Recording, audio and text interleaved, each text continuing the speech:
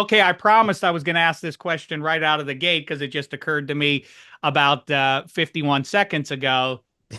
I always say, or wait, I try and fail to paraphrase what DiCaprio says in Wolf of Wall Street about don't judge me by my successes, judge me by my failures or my bad bets. But sort of like that. Don't judge the QB whisperers by the work they do with Hall of Fame quarterbacks. Do it by the ham and egg guys. And if they can elevate those Mm. guys, those are the guys who are the real deal. And Andy Reid is right at the top of that list there. If Mahomes had ruptured an Achilles or whatever on Monday Night Football, could Carson Wentz, with the tutelage of Andy Reid, get the Chiefs to the Super Bowl? No, No. no, Okay. that's a All bridge. right. I'm just saying that's a bridge too far. If this was, I don't know which Chiefs team, because it does have a good defense. So in theory, they could win games. I think they'd make the playoffs. They certainly would win the division. They might even win a playoff game. But I don't know. Think the Chiefs are making the Super Bowl with Patrick Mahomes. I mean, if I had to choose yay or nay, I'm going nay. Really? Yeah. And so I'm gonna guess that it's the Ravens for you. Well, Oh no, you're sticking with the Bills. You're I sticking took the with your Bills Bills. before the season, and I am someone that likes to stick to my picks. But yes, I would take the field over the Chiefs, and the Bills and the Ravens would be the primary, teams in the field that I think could beat them. Yeah, and on paper, yes, the Ravens are the team I would be most excited to beat the Chiefs. I want to jump into the reason I brought you on here, but I can't help it. I'm vain. So I have to ask you for an update on my theory that has gone now for 2 years, and I haven't seen a ton of evidence to change that opinion, which is that we have reached a place in pro football where the butter finally is more valuable. The drawn butter is more valuable than the lobster you put it on. What I'm saying is the offensive coordinator, a real clever one, is more important than the guy at the trigger, aka the QB, even in the QB league. How say you? No, I Still no. I still say no because in that idea, you're saying that having a good coordinator, like let's say Liam Cohen, I think he's doing a good job Yeah, in Tampa, or if it's a we great wanted to aim example. higher, Kevin O'Connell. Are those guys worth more than Justin Herbert? Now the Chargers stunk when Justin Herbert didn't have the right coaches around him, but I don't care. If it's my team, I still want the quarterback because we'll find that coach eventually, and I feel like it's still harder to find the quarterback. Although you bring this up, and I'm sick of this narrative of like the NFL's no longer a developmental league. Stay in college because they're no longer developing quarterbacks great. It's like at what point in history, Dave, were all the quarterbacks getting drafted high doing well? And there was just tons of quarterbacks and everyone's getting developed well. It's always been this way. How is it any different? You're absolutely right about that. But I mean, you bring up Kevin O'Connell and you look at Sam Darnold, and it's not as though we don't have a wealth of evidence that he was a bum in a number of different spots. And all of a sudden, magically, he lands with KOC, who is perhaps the real deal QB whisperer. And same goes up in Detroit. I mean, who would you rather have? Jared Goff. You have to take one guy off the Lions right now, Goff or Ben Johnson. Who are you removing? Well, who's replacing Goff? If it's his backup right now, I'm actually removing Ben Johnson. Like, because what we're playing Hendon Okay. Hooker to go to win a Super Bowl. But if you're replacing him with another Baker Mayfield type or Darnold, then you raise good points that the coordinators are getting it done now. But ultimately, I'd still rather long term be the Packers and have Jordan Love and an actual quarterback I believe in long term. Oof. Kyle Shanahan or Brock Purdy. I mean, we could do this all day, but that's not the point of this conversation, is it? That's see, Dave gets sidetracked with Dave's own ideas, and that's not why we brought the boss on here. What I wanted to talk about midway through the 2024 season is one of my favorite subjects. It is the Jenga theory, much like the famous game Jenga in pro football in the 21st century. You're certainly going to have injuries. The trick is to not have the wrong piece removed, because if that happens, the whole thing can and will implode on you. The only rules I'll throw out here before we jump into it, GR, is one, no QBs. Too easy. We're not novices here. Obviously, I could name any QB, and if you remove him, probably the whole thing's going to implode. Although maybe a little offset by the conversation we were just having 2 minutes ago. But anyway, that And two, if your team isn't in contention by definition, there is no Jenga piece that's going Oh, to I didn't cause it know to this flow. one. Well, then, Well, I think it's relevant. We'll set aside the Myles Garretts and okay. whomever else you might float out there, but Jeffrey Simmons, those guys are not relevant in this conversation because their team isn't going to the playoffs even with them, right? Okay, I'll take off my football hipster Dexter Lawrence pick. Okay, so just That's a great noted. one. Noted. Dexter Noted. Lawrence is a fantastic one and probably is in the top five come 2025. But right now, his gents with him and with Malik Neighbors, who maybe is a Jenga piece on offense for that Giants team. Mm. But that's a conversation we can have next spring. Let's jump into it here, shall we? Got to be on a contending team. And how shall we do this? Do you want to tick down? What's your list look like? I'll defer to you. Do you have 5 names? Do you want to go AFC? Do you want to go NFC? Do you want to go offensive You're side? Do the you want to host. I go have a defensive handful of side? names, and I've Okay. done this a long time. I can improvise and add some I more just if I don't want to need to. put you on the spot and No, I'm and then fine. get cross emails from your people after the fact that I didn't handle Mr. Rosenthal appropriately and all of that. Okay. So let's do it from the defensive side of the ball and let's Okay. focus on the NFC.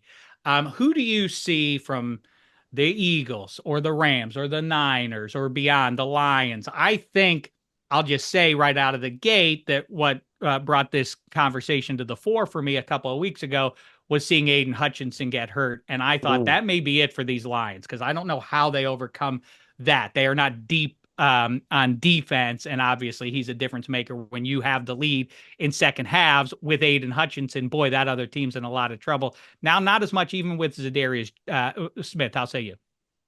So if we're going defense, NFC team, I would go Fred Warner because that's what made this 49ers defense different. That's what made them special. And they have not been the same this year because he doesn't have his tag team partner, Dre Greenlaw, next to him, and he's coming off the Achilles, and they're hopeful maybe he's going to come back. And I could have picked Bosa or Warner because this defense feels like they're 2 Jenga pieces away from completely collapsing. They don't have much of a pass rush without Bosa. But to me, Warner is the guy because you look at the defenses that keep getting it done in the playoffs. It's teams that have linebackers. Somehow we've gone all the way around on running backs and linebackers. Now that the teams that have difference makers, it feels like they have a real edge, and there's just not really any linebacker out there doing it quite like Fred Warner. So I feel like if you took them out of the mix, they go from like a good defense that isn't as good as it used to be to just a flat out bad defense that gets in the way of them actually contending.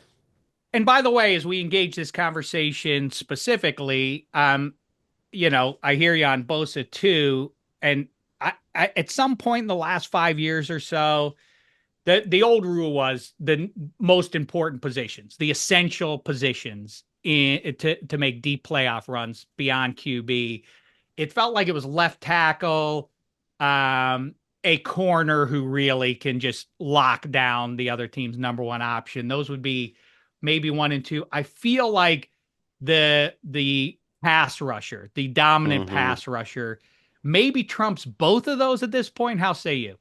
Yeah, I agree. I think it's like when we heard Max Crosby was going to be available or Mike Tannenbaum's throwing out fake Myles Garrett trades. Like those are the guys that would get 3 first round picks, which teams don't give up like a second day pick for DeAndre Hopkins. He's a good receiver, but a pass rusher in his prime, yeah, you'll give up like 3 first round picks. Those guys, and you got one of them. I'm feeling like we'll probably get to him at some point here too. Okay, what about let's talk about the Philly Eagles who are coming on here. And the defense was a liability in the early part of the season. My notion was that it's a young group. Collectively, they're going to get better over the course of the season. Darius Slay is a big name for me, though, with Mm. that Well, defense. I'll he's say out you. right now. You know what? They're getting pretty good play at cornerback. Yeah, They're getting maybe it's the best thing, right? right. Quinyon Mitchell's playing great. Cooper DeJean's kind of a corner. He's like a slot corner slash safety. He's playing well. They're getting some good backups. So to me, he wouldn't be it.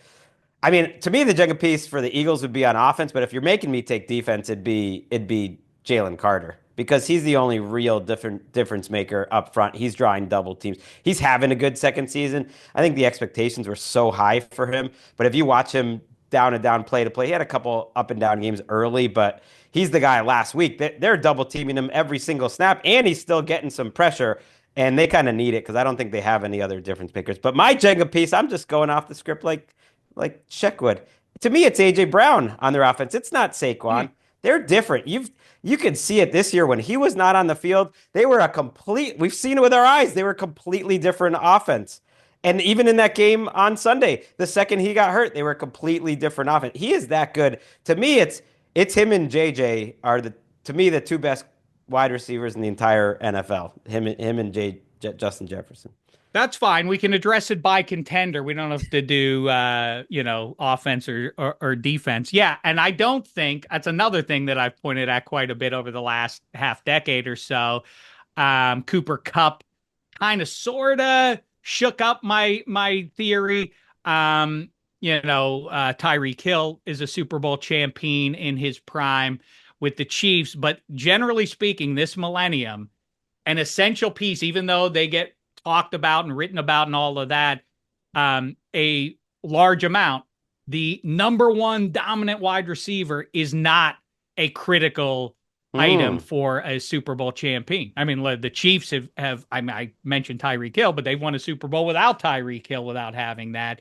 I don't, but I agree with you about AJ Brown. That's how dominant he is for that team and And how they're a important to that star-driven team he team. is. They're not going to win with scheme and I mean they have offensive line, defensive line pretty solid, but to me it's like they just need their start. You saw it on Sunday against Jaguars. They just need their stars to make crazy plays or else they're not going to win and AJ Brown's the best at that. As great as Saquon is. Saquon would be a big loss too, but He AJ would be would a be the big bigger. loss, and it has been something. I'll go another one for you, hipster pick here. Lane Johnson. If he is in fact the most dominant right tackle in the sport, his absence would be bigger than Saquon Barkley, which doesn't kind of make sense, even though I'm on board with what he and Derrick Henry have done for their position, for their peer group, at Mm. least next season in the copycat league. I think you're going to see a fair number of guys benefit from that. But it's ironic or otherwise, Saquon is probably not in the Eagles' top three Jenga pieces. Well, if we're not counting quarterbacks, AJ, I don't know. No, I would consider him in the top three. Yeah, Lane Johnson. Mailata's already out. You mentioned right tackle. I know I'm just jumping all around, but I did have a right tackle on my list. Can you guess who it Okay, is? we'll get to that. Let's stay in that division though and go with the commies. Shocking the world here. It's kind of hard to assign them a Jenga piece when they feel like a Cinderella overall and led by the savior Jaden Daniels and all of that. How say you here? Well, it'd have to be McLaurin. They are really not a star-driven team, but when you look at, he has the highest target share, the highest like percentage of yards, all that sort of stuff. When they make a big play, it's got to be Terry McLaurin. He's the only guy on their team that you think, as good as that team is, other than Jaden Daniels, like who's making the Pro Bowl out of the Washington Commanders? Frankie Louvu is, but I'm not giving him like Jenga piece status, so I go McLaurin. Dan Quinn, there was a vibe. Maybe it's because I'm an NHL fan. In the NHL, these retread coaches, guys who are name brand guys who've had some success over in different spots, went in last year and succeeded in hockey. And maybe influenced by that, I thought, I don't know. I know he's not a splashy name. He's not one of those progressive offensive coordinators, but maybe that's exactly what Washington needs right now is a guy like Dan Quinn. Do you think that's a trend that we maybe see that carries over to America's alleged team this offseason? Because I don't think Mike McCarthy's going to be back there, which is to say the most sort of robotic of all head coaches, Bill Belichick. Or do they go splashy with primetime Deion Sanders? How say you? Whoa, wow, that would be. I can't imagine Belichick working for Jerry Jones. Like you're never gonna be the boss with Jerry Jones there. I've heard they might try to like bring back Kellen Moore. Jerry Jones loves him some Hmm. Kellen Moore. I think he regrets maybe losing Dan Quinn because Dan Quinn, the defense, it's probably gonna have a couple years and then it's gonna. But he's got more of a Tomlin vibe to him, where I think he has the right idea of how to pick coaches, how to have relationships, how to be great in the building, how to do all the things that are a little tough to measure but are so important as a head coach. Like that's what you hear is great about Dan Quinn. And the Cowboys could use some of that right now. I think he's regretting losing Dan Quinn. Would the Cowboys or is Micah Parsons perhaps the ultimate Jenga piece in 2024, given Mm, where the Cowboys are in his absence? yeah, I think so. he wasn't having the best year of his career under Zimmer. We'll see if that was because of the scheme or what, but I just think pure talent wise, I've said I think he's the most talented defensive player to come into the league that I've ever seen. I only count the Hmm. last 20 years. Him and JJ Watt. I always put JJ Watt right there. But in terms of the first 3 years of their career, other than JJ Watt, like I've never seen anyone better than Micah Parsons come into the league. All right, let's go out west and talk about the Niners devastated by injuries. Hargrave is out for the year now. Some piece, Ayuk is out for the year. Guys coming back now. It seems like CMC is going to roll this weekend. How say you where the Niners are, offense and or defense? Jenga piece. Well, I gave you Fred Warner. Come on, Dave. Oh yeah, you did. Okay, you already gave Fred Warner. You're I right. know I Okay, on honk a offense, lot, but Trent yeah. Williams, right? Yeah, it would have to be. Like the tape heads would tell you, oh wow, Trent Williams looks mortal like the first month of the season coming off, not doing anything off season, but now apparently he's back in the mix. Yes, I think they kind of fall apart without Trent Williams on offense. How about the Rams? And you said a week ago it was premature for Dave to start honking about his Mm. preseason pick of the Rams winning the West. Honk, honk. How about that? They're right Yeah, there now. They can do it. Who's the Jenga piece that they cannot lose? it's Puka, and I know they survived the second half of that game, and the offensive line is playing better. And Cooper Kupp just does not move the same way Mm-hmm. that he used to, and yet he found a way to be effective. He's like the wide receiver version of Travis Kelce and helped them win that game. But I just don't think their offense has a chance to be special without Puka. I'm a little worried because he didn't look 100% in that game before he left. He's back. He looks great. I was in the crowd for that Thursday nighter. He's explosive, but that knee injury just seems to be bothering him. And if he ends up being out, I don't think you get your pick right. All right, we shall see. Let's go north now and talk about the Lions. Like I said, Aiden Hutchinson is maybe the Jenga piece. In fact, I think he is the Jenga piece, but they're rolling even without him. How say you? Well, they got Zadarius Smith now in this trade, so he could help out. I go Penei Sewell. That was the right tackle I Hmm. was talking about. He seems like the guy right now in the entire league, like at any Hmm. offensive line position. And if you do talk to people who watch it, and I watch the Lions and stuff, but people who are smarter than me, the left side of their offensive line, they get this stamp. Whenever you have a good offensive line, people are just like, that's the best offensive line in the league. There's no further analysis needed. The left side of their offensive line has not really played that well, especially protecting Goff this year. But on the right side, center to right, they just mash. They're so amazing because of Sewell, who's so athletic. He seems like a Hall of Fame player who's like right in the middle of his prime, maybe the best offensive lineman at any position. I'm going to allow with the Vikings. If you want to go KOC, you can name a Mm. coach, or maybe that's a separate list. But let's stick to the players. Unless you really want to go KOC, you can. Is there a player on offense or defense that team absolutely can't afford to Like lose? And I think you're the telling answer me is I can't obvious. take You wide mentioned receivers? I didn't say you can't. I said you can, and you've already taken two. You just went Puka and AJ Brown is the number one I JJ. took McLaurin too. Oh Uh, yeah, right, you did. I'm just a basic. I mean, but who else would it be? Like they're some of their parts are greater on defense than the team they have.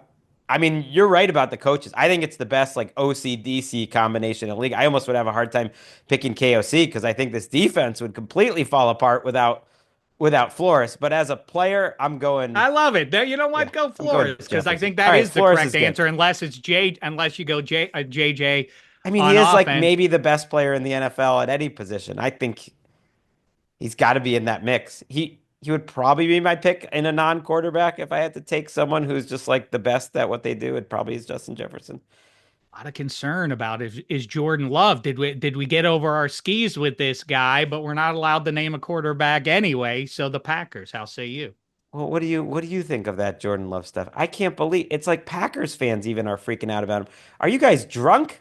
This guy's great. I think it's crazy watching him that people are so worried about the intercept. They're like, oh, he's like Brett Favre. Oh, the guy who won 3 straight MVPs and went to 2 Super Bowls, won what? Like, what are you talking about? Oh my God, he's like the first ballot Hall of Famer. Most teams should be so lucky.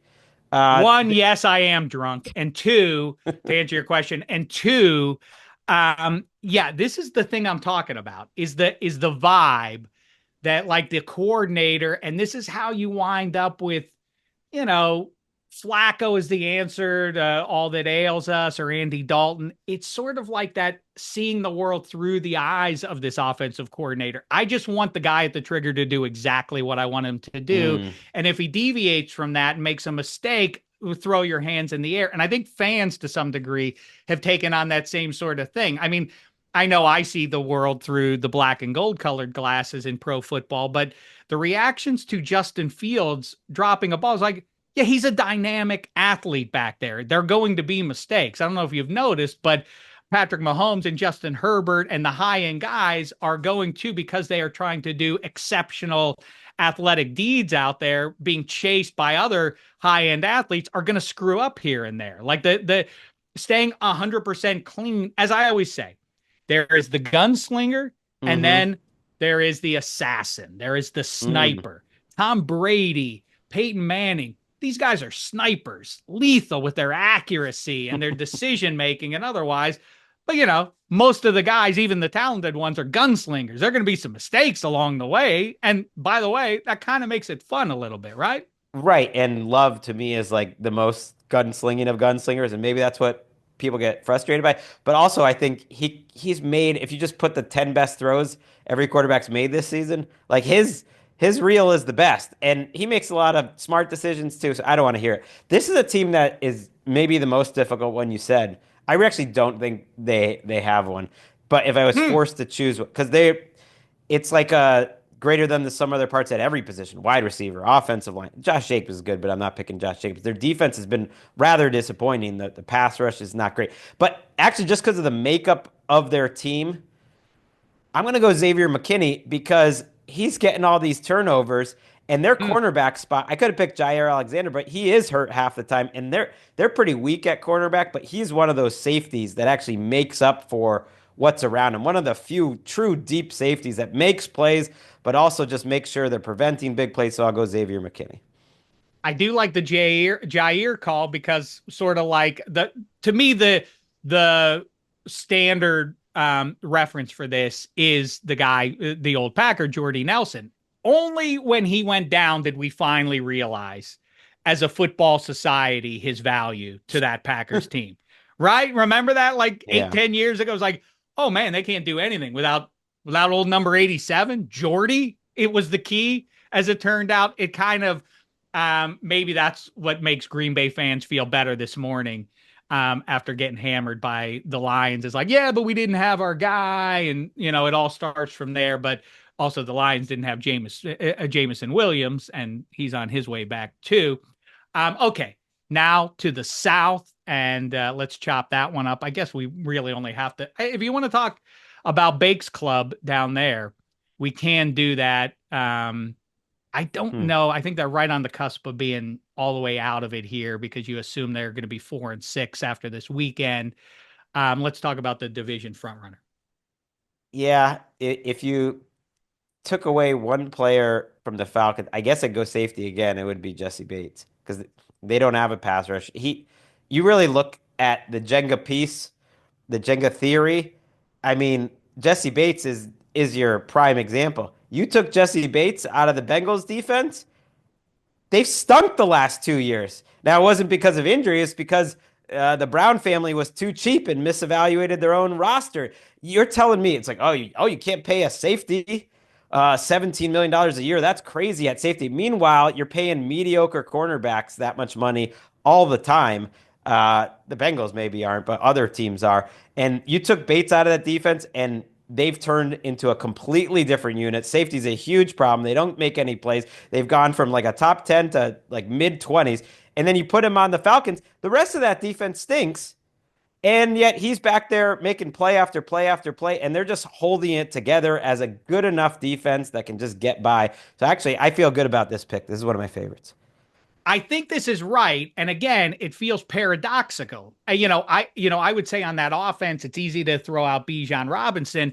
But by the way, the Falcons, Dave's preseason pick to have the number one seed in the NFC, not because they're the best team, but because they have the most favorable setup for the 17 games that they had to Wow. play going into the season.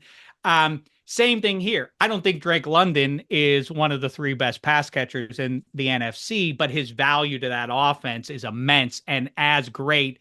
I think, as any of the fancy names we've already thrown out here. I do think that that's valid. And the same thing, the Falcons defense. You're naming a Jesse Bates. That Falcons defense isn't good. Yeah, imagine it without him. Is the Right. point? He I he is someone that has like the respect of everyone around the league too, in a way that just teams change their entire game plan because of him. The Bucks, for instance, like it's like they don't throw to the middle of the field in those Falcons games, and they end up losing those two games. I also don't think the Bucks are out of it. They're a good They have offense. a chance. They have a chance. I think they'll be playing meaningful games in week 17 and 18 for whatever that means. It might just be to get the 7th seed or whatever. But Maybe I, it I is think they're to good. get to 10 wins. That's a possibility, but I think the division hopes have sailed now because Probably. they've lost 2 games to the team they're chasing there. All right, pacing it up here. Let's go with your Bills here. Who can't they lose? Oh wow. I think it's Greg Rousseau right now. That's Hmm. crazy.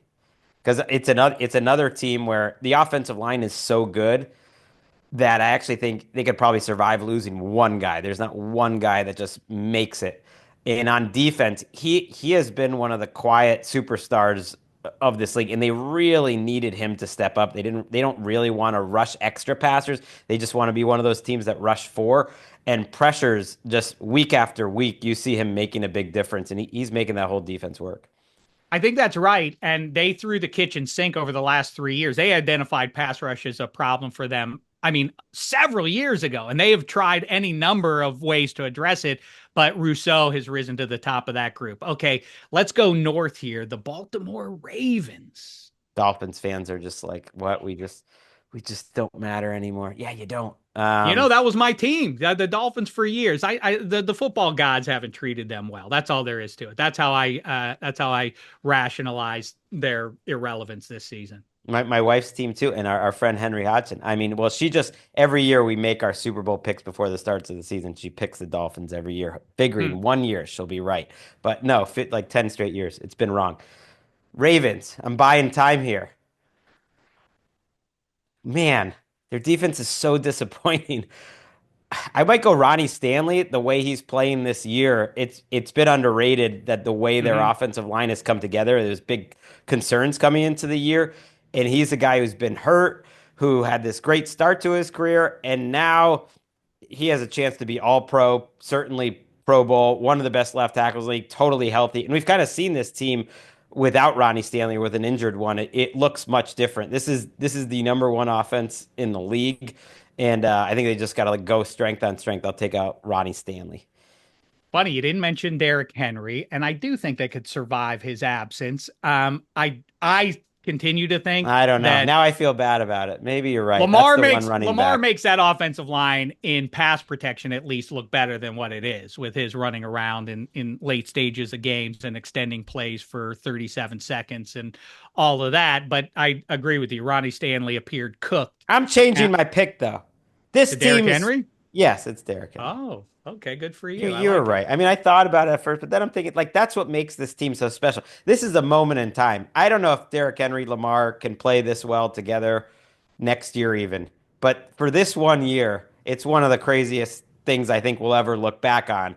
And I think if they win the Super Bowl, and I think to me they're probably the slight favorite, it's gonna be because those two guys are just making such unique magic together. So I'm changing my answer. I'm sorry. I mean, they don't get any stops on defense when they need them. I that is one that I will remain a curmudgeon on until you show me something different. I'll go with again, the defense ain't great, but take this guy out of it, it really falls apart. The most anonymous Jenga piece, I think, in this conversation, Namdi Matabike. If you Mm. take Matabike out of there, really, they're that they don't get a pass rush as it is. I think they'd be in some real trouble. Okay, Pittsburgh Steelers.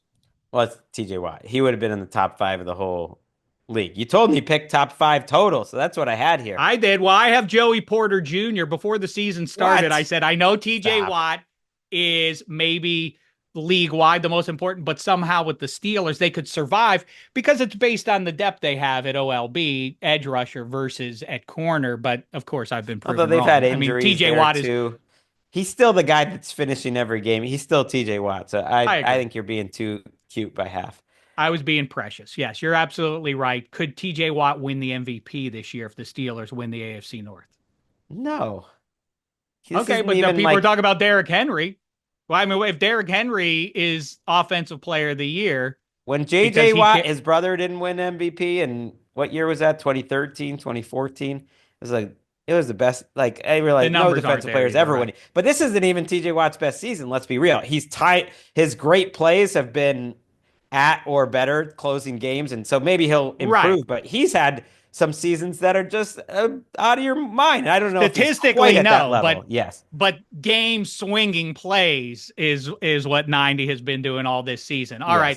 Yes. Let's go to the South, shall we? In the Texans. Oh, the Bengals didn't even get mentioned. I guess it'd be Tunsil because I think their defense could survive as good as their defense is and as good as Will Anderson is, for instance. Like they have two good pass rushers, they have good coaching, they have a couple different guys in the secondary who can play well, but their offensive line is so bad that I don't know. I do kind of think that, like, well, you take away the one guy who's truly talented and mostly doing his job, although he's had a bunch of penalties, and then they're just unplayable. They've been pretty close to unplayable already, this Texans offensive line, but I go Tunsil. You could make a case after everything I said about wide receivers, but Nico Collins Oh, in his yeah. absence, boy, that team has really. But the other guy you could say is Joe Mixon too. What a difference he's made when Yeah. he's in that lineup too, versus It those might be many weeks Nico, when he was actually. down. CJ Stroud just loves Nico so much and their chemistry. Like, he's a top five receiver. And now that you don't have Diggs, like, the fall off from Nico to Tank Dell's there, too. Like, that's a pretty steep fall off. Yeah. All right, let's wrap it up here. Chargers go. I think Chargers, and we've seen it. Hmm. You go. It's Well, Slater. I guess. I mean, they have another good tackle. They coach it up. I guess it's Rashawn Slater. Well, I mean, I know it's completely different situation year to year, but Slater, in his absence, when he went down, that was the end of the season. And the defending world champs, the Kansas City Chiefs. I did want to Do say it. Joey Go Bosa, but classic Joey here. Bosa's never out there, and they're a pretty damn good defense Right. without him. For the Chiefs, it's Chris Jones. I think that's an easy one, right? Am I crazy? I think I he think really you're changes right, who but they are on defense. They need for them to win the Super Bowl this year. They have to be extra special on defense, and they're not without him. He makes that thing go. same thing as last year, but there is no evidence of them doing anything without number 87 out there. I know it's a classic Mhm. very popular name out there. But I do think, and now he's starting to emerge back, and I think he and Andy Reid and the collective, they know how to pace him out at this age, and you feel like it's all part of a formula that's building towards December and January as he's starting to come on. Listen, all season long, even in the off season, one place that is essential for you to be checking out is NFL Daily, and that's because of the boss. He's not just one of the most knowledgeable guys in this business, he's one of the nicest guys in this business. I can tell you that from personal experience. And not just because he's making time for us today, but mostly because he's making time for us today. We appreciate it, the boss. Enjoy Drake May highlights the rest I of the season. All I right. will. They have a quarterback, and nothing else matters. They have the worst everything else, the worst coaching staff, the worst offense, they're the worst team in the NFL, but they found their quarterback, and that's all you need. Best result you could have is Yes. he makes special plays, but you still lose. So you're higher up in the draft next year. Last question, Chiefs. Will they go undefeated? No. No, they'll lose to the Bills. Was that next week? Week 11. Ooh, then it might go back through Western New York again in the playoffs. All right, Gregg Rosenthal, thanks so much for the time, Pally. Thanks, Shek.